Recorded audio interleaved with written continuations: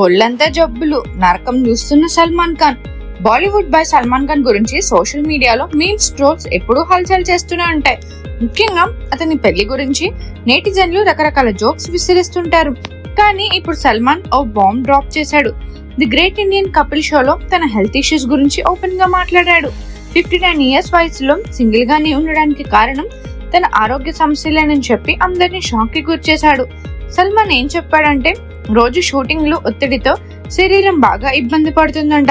పక్కటెముకలు విరిగాయని, trigeminal న్యూరాలజీతో ముఖంలో తీవ్రమైన నొప్పిని భరిస్తున్నానని చెప్పాడు. అంతేకాదు, మెదడులో అనేరిజం, ఏవి మాల్ ఫార్ములేషన్ లాంటి సీరియస్ హెల్త్ ఇష్యూస్ తో డీల్ చేస్తున్నారని కూడా రివీల్ చేశాడు. ఈ పరిస్థితిలో పెళ్లి, కుటుంబ బాధ్యతలు తీసుకోవడం తనకు కష్టమని క్లియర్ గా చెప్పేశాడు.